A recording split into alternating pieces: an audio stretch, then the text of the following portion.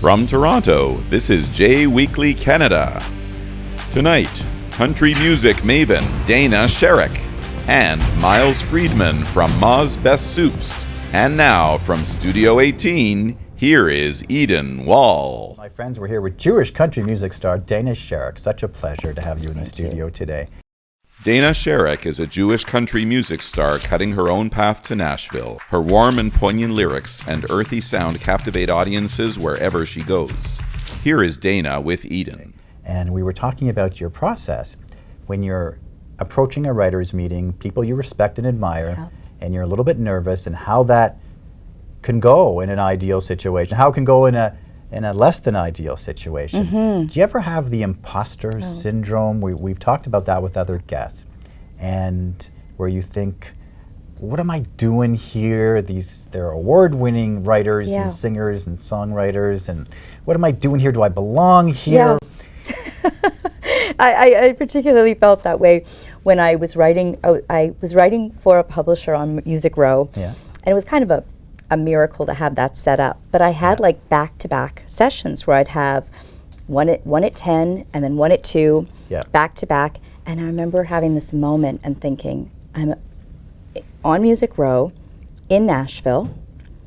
I can't play the guitar very well. You know, how did I get here? And it's one of those, like, you have to just, at those moments, you. Well, what do you do at that moment? What do you say to yourself? I think it's a combination of. To ground yourself. I have sort of an inner belief that everything happens for a reason. Right. And whatever's happening in that moment, there is a bigger reason why maybe I'm here. Yeah. So at those moments, I would sort of say, okay, the way the stars aligned, this is where I'm supposed to be right here, and I'm just going to go with it. Many of your songs talk about relationships, and you're drawing from your own relationship, which is really, really healing, I would guess, for you, and also healing for the listeners as well. So do you have a specific song that betokens this special moment that happens between two individuals and that longing to recapture it? Do you have a specific song? Do you want can you give me a little bit of something? There's a song called Chasing the Moon. I love it. And I've always loved the title, and I rewrote it. I wrote it years ago, and I rewrote it with Ray Walsh and Dave Woods. And it kind of, the meaning of it changed a little bit, but it felt a little bit, this idea, I'll play a little bit of it. We're broken, but we're never through. Been there, done that, doesn't matter what we do. I'll be forever loving you. Taking trips around the sun, feeling like we're chasing the moon. So it really was this idea that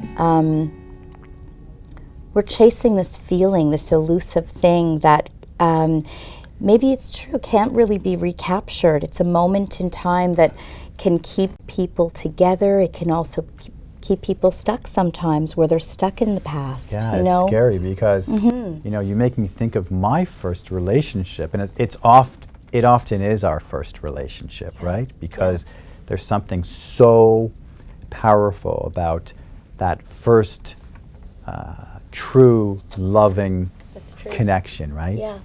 And then you are essentially chasing that, which I think sadly will stand in the way of your new connections with other people. So it almost holds you hostage sometimes, doesn't it? It really does. It's that's why I really love the sentiment of it, because I felt it's something that it can have different meanings for different people. Well, how does somebody break themselves from that hostage? Do you ever think about that?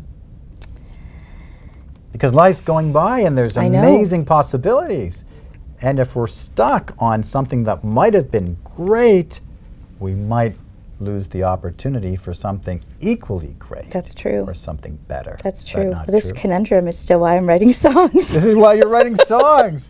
This is why you're writing. I should be your PR manager. This is why you spend all these grueling hours in the writing rooms. By the way, is there another song that that you want to share with us now that we can talk about a bit? Yeah, I think there was a song actually, one of my earlier songs that we ended up, I wrote it with a good friend of mine, Barbara Lynn Doran, and her producer, Murray Daigle, and it actually ended up being a finalist in the International Songwriting Competition, which is just it was sort of a separate thing from this whole thing. So this song is called All In, and some of the songs that I wrote, especially in the early years, were songs that, one thing I found inspiring was what I wanted somebody to say to me. Right. It wasn't necessarily what I wanted to say, it's what I wanted to hear. In a relationship. Okay. And that drove a lot of my songs. I wrote a lot of songs for men. What an amazing premise. Yeah. Yeah. It was it drove a lot, and actually even some of the songs that have become popular, or we had a recent cut, that kind of thing, it all really stemmed from a place of writing in a voice that I would want to hear. Sure. So Why don't you play a little bit? So this is I think this one is without Take your time. capo. Yeah, it's okay. Thank you. I haven't played this in years. No problem, Dayna. Thanks. We tried it together and we tried it apart. We stumbled along with a few false starts, more different than we are the same. Heard you went as far as Timbuktu, trying to find yourself and something new to do. And I was here, trying not to think of you. But I realized somehow this just works. Even though it sometimes hurts. I know I'm not your white knight, but something in this feels right. And when you're gone, I can't get over you. We're opposites that just don't meet, but holding you I feel complete. Are you willing to take another gamble on me? I know I've never been your best bet, but baby, I'm all in.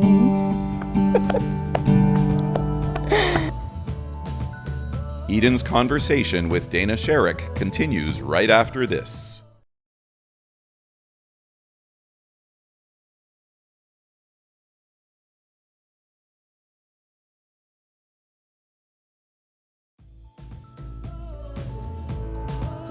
Welcome back to JWeekly Canada. You've made reference to the fact that you did not have a father figure when you were growing up, right? Yeah. And do you mind sharing what that means exactly?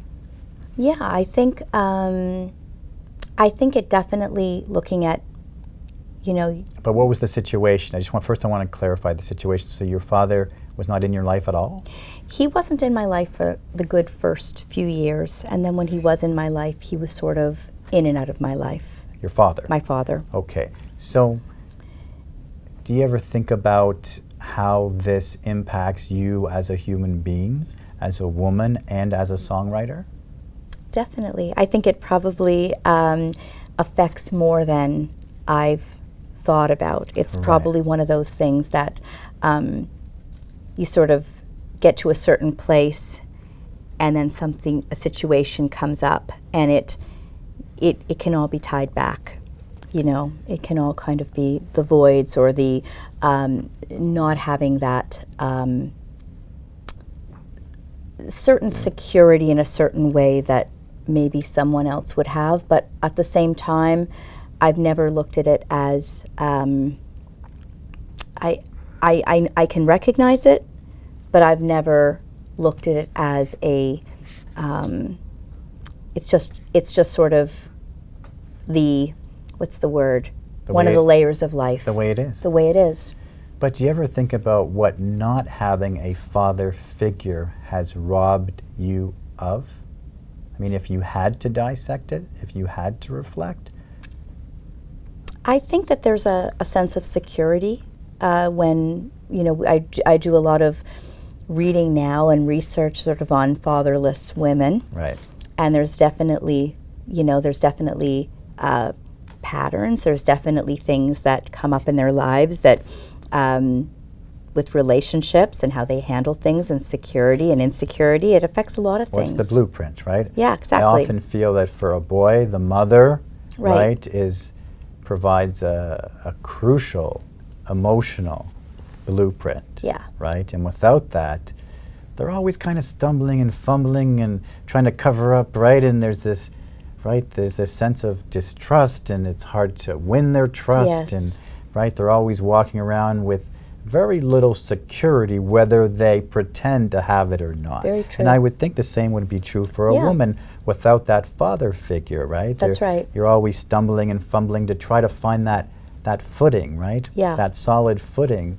Yeah. And if you were to meet up with your dad, and I know we're going deep here, but this And is... I have recently. Oh, really? I will say. But what did you Yeah. say to him to try to convey the contents of your heart? Did you have that opportunity? Not really. I can understand more from the perspective of maybe what he was going through Right. at that time in his life. But before that, was there any anger that needed to be conveyed? There's never been anger. That's the You're interesting not thing. an angry person. There's never been anger towards that. Yeah. Yeah, no. I have my moments. But I've never had... So what did you say to him when you met up with him? I was just happy to have the relationship Yeah. and to have the connection. And I feel like the memories I do have with him, even though they were, you know, sporadic far and between. few and far between, but I remember interesting stories he told me, and he was a writer too. He wrote novels, and I was interested in what inspired him and maybe the things that he had gone through that made him have to do the things that he did. I was able to see it that way. I've never looked If at it you were as... going to write a song Yeah. from your dad's... Oh. We're going deep here. We're going deep, man. They don't pay me the big bucks for nothing, Dayna. Yeah. If you were to write a song from your dad's perspective, we can actually work on this together in the next 60 seconds. What would you think the lyric...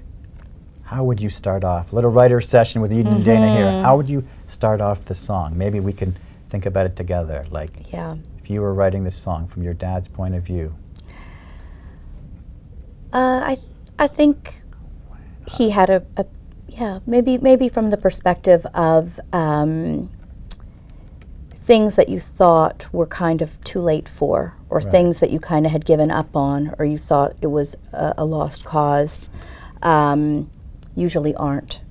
And that maybe if he would have recognized that sooner, then there would have been more of a relationship. But I just want to say in all of this, I don't hold any resentment against him at Well, all. I'm thinking maybe the song might have been, you know, I was never there, but the love was always present.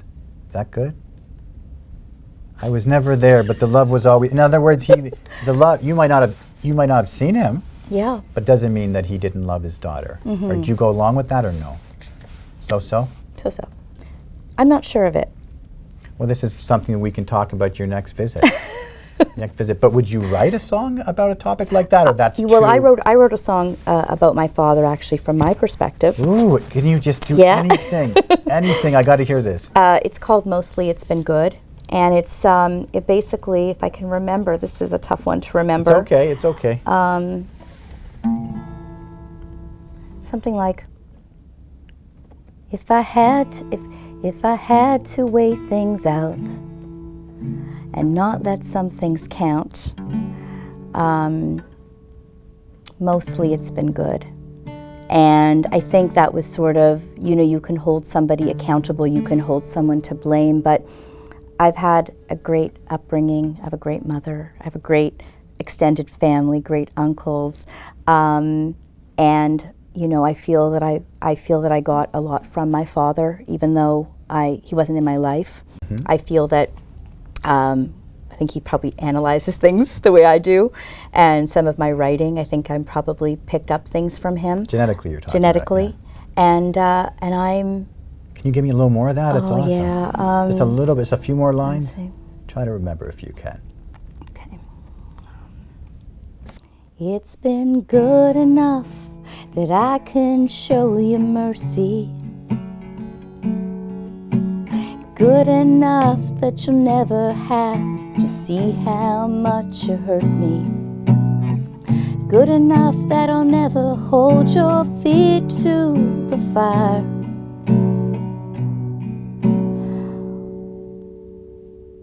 Or blame you like I could, 'cause mostly it's been good, sort of.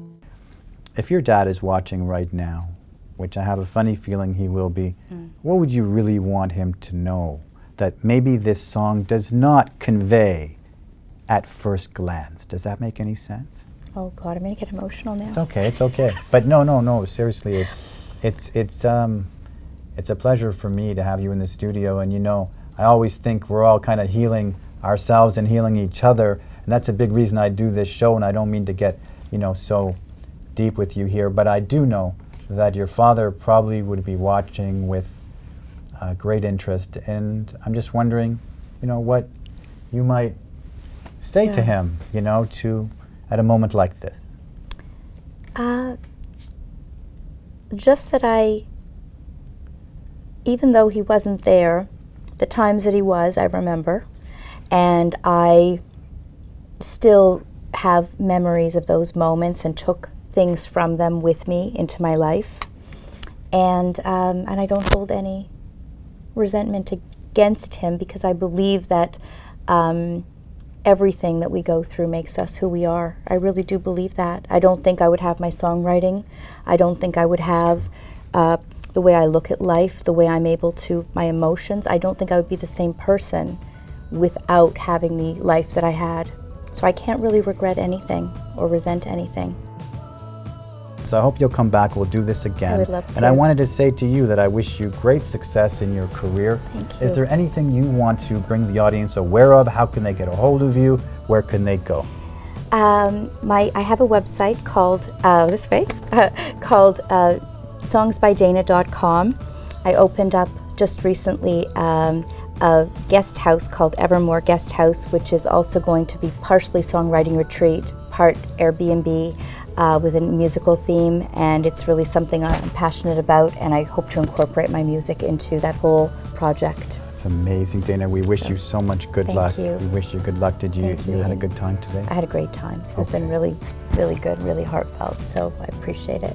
When JWeekly Canada continues, Susan Minouk interviews Myles Freedman from Ma's Best Soups.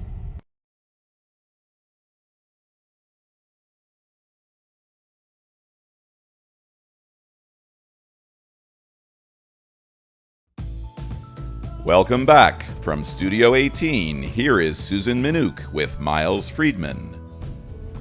Here at Canadian Jewish TV, we love to shine a spotlight on Jewish successful entrepreneurs. And here we are, Myles Freedman. You are just that? Myles Freedman is 1/3 of the brain trust of Ma's Best Soups, a local Jewish success story. Here is Myles with Susan. Give us the story behind Ma's Best Soups. The story starts before I was born. She's been cooking catering my whole entire life. She learned how to cook in the kitchen with her grandmother, her aunts, very eclectic background. I'm French, Moroccan, Polish, Ukrainian, 5th generation Canadian, and she learned off of everybody. So her Moroccan grandmother, her French aunts, the Polish mother-in-law, just learned how to cook the way that they would for their family. So tell me, what is your mom's name? Chantal. Chantal. Yes. So she is the brand here. She's Ma. The Ma behind She's the Ma, brand of of Ma's course. Best Soups. Okay, and tell me a little bit about your mom. Like, just about, so she's tell me about her, where she's from, and what it was like growing up with her. And Of course. soup, sounds like food was important to you and your family. Most definitely. Food has always been the heart of the home.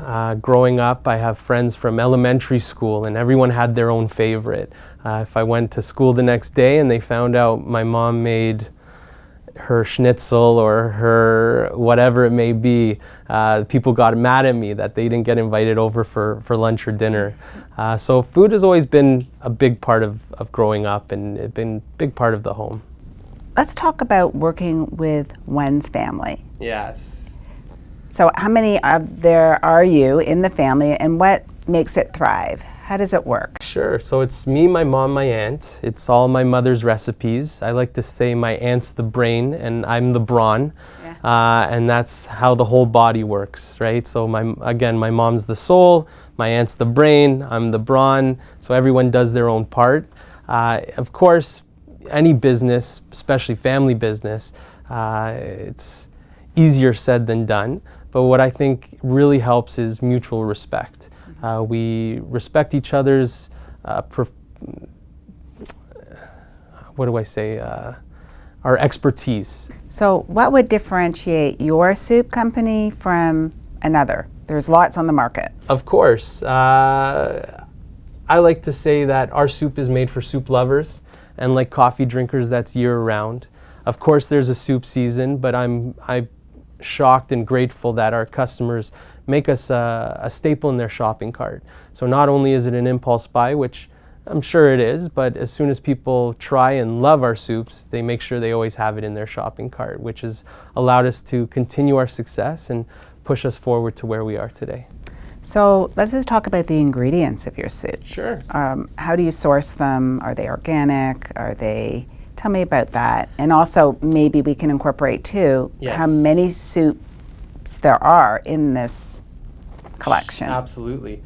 So all of our soups are vegan. Oh, great. Yeah, thank you. All of our soups are vegan. Which one am I holding now? Mediterranean lentil, the one that started it all.